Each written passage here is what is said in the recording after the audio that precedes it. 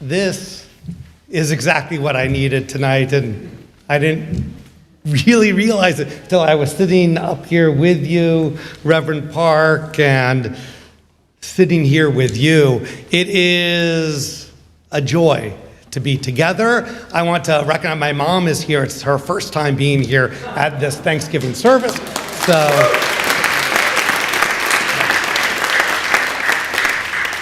I'm not sure I would have applauded, but I'm sending you kisses and love that she lives on the West Coast, and so being here is wonderful. I remember being a kid and going and participating in the Messiah sing-along at San Francisco Davies Symphony Hall, and with the organ playing and, of course, my beloved bells. It kind of brings me back, but that was all not what I came here to talk about tonight. It is wonderful to be together tonight, and I am so thankful for our congregations who have come together before Thanksgiving. This is a shift to come to Monday. I'm glad that you got the memo. That Thanksgiving is, of course, the American holiday of being thankful and offering gratitude, and we have been doing this together, as Reverend Park said, for decades. BUMC and Bethel have partnered in so many ways, and I know we will continue to find ways to be good neighbors with each other and throughout Montgomery County, this broader community that we live in. But before I say anything more, I want to express my personal and Bethel's shock and concern and friendship to BUMC and to the LGBTQ plus community as the pride flag which hung from these church walls was defaced so recently. The vandalism was an assault on the values of this beautiful house of worship, on our community's sense of safety, and of the highest values which we share, that all people are created in the image of God, B'Tselem Elohim. There is no qualifier about that. B'Tselem Elohim is not conditional on who you love or which political party you vote for or your ethnic background. And our embrace of seeing all as created in the image of God is a starting point of relationships, a beginning point of fellowship, and most importantly, a way of approaching those whom we even disagree with. After all, seeing the godliness in people who you agree with, that's easy. We do not need a commandment for that. But seeing the godliness in people who disagree with you and might even offend you, that is our truest task. It's a hard pill to swallow that there is hate in our own neighborhood. Someone hates enough to vandalize a sign on a church. And last year, around this time, someone spray painted hateful symbols against Jews just down the street. In the vandals' narrow mindset, they felt entitled to bring violence to the rainbow pride flag hanging on a church and fear to the broader community.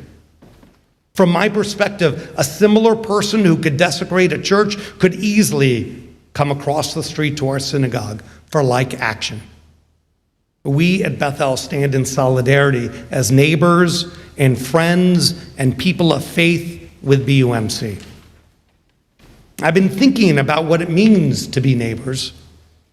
Maybe Mr. Rogers has influenced me. Tonight I want to explore a bit about how we can actually be good neighbors to each other during difficult times. Our scriptural reading tonight was from Leviticus. It is a core instruction on being neighbors. Do not hate your fellow Israelite in your heart. Rebuke your neighbor frankly, so you will not share in their guilt. You shall not take vengeance or bear a grudge against members of your people. And of course, love your fellow as yourself. I am God. Ve'ahavta l'recha kamocha. Love your neighbor as yourself. The Christian Bible pulls these verses into the book of Matthew, chapter 22, where it says, "Master, which is the great commandment in the law?" Jesus said to him, "Thou shalt love the Lord thy God with all thy heart and with all thy soul and with all thy mind. This is the first and great commandment, and the second is like unto it. Thou shalt love thy neighbor as thyself. On these two commandments hang all of the laws and the prophets." How did I do? It is told again in Mark 12. It's amazing what you could research on the internet. But these verses from the Christian Bible have their origins in Leviticus 19 and Deuteronomy 6, of which I'm far more familiar with. If anything, we should learn that it is not so easy to be a good neighbor. Despite the guidance of Exodus and Leviticus and Deuteronomy and Matthew and Mark, we do hold grudges. We thoughtlessly hate, and we contemplate vengeance in our heart. Chizkuni, the 13th century biblical commentator, taught that our ability to overcome our desire to take revenge on a neighbor mirrors God's ability to suppress God's desire to take vengeance. Chizkuni says it would reflect poorly on our character. Maybe he was an early version of Brene Brown. More than how we are neighbors in good times, how are we good neighbors in difficult times?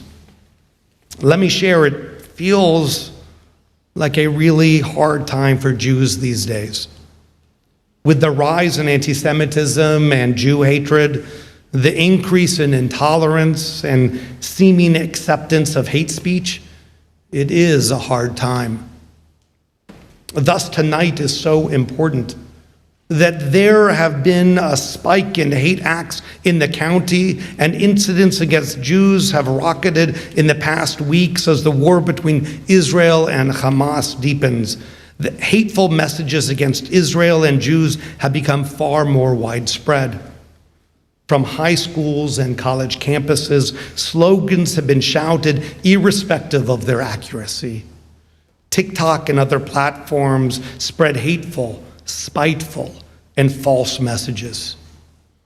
People are stirred up with vitriol, but without a deeper understanding of the real issues. And in hard times, sometimes it is just best to let neighbors and friends know what you need. Rather than expect people to be mind readers, we should express what we need. So let me express what many in the Jewish community need from our neighbors now. The first is, ask how we are doing. Simply ask. At work or friends that you have, to check in and to listen for the answers. Really give that extra pause to hear. Within so many in the Jewish community, we are no longer asking, how are you doing? We're asking, how poorly are you doing? How hard is it for you? And the answers and the reasons are various. It has nothing to do with politics of left or right. It is a hard, hard time. The second is that hearing that pain is complicated. We're fearful in schools here and fearful with friends and relatives in Israel. We are fearful because the world seems to be quiet when others are attacked or murdered, but when Jews are killed, people express vile. At least that's how it feels. And in truth, far too many people die in war. And that is why war is bad. But it feels like if more Israelis died, the world would be a little bit happier because there'd be a numerical balance. And somehow that makes people feel better. As our friends and neighbors hear the fullness of the pain that war has caused in every way. And the third, we need to feel the warmth and support of our neighbors. That does not mean we need to agree on everything, but we need to feel seen and valued and that we truly are in relationship. And so your remarks tonight mean so much to us and to me personally.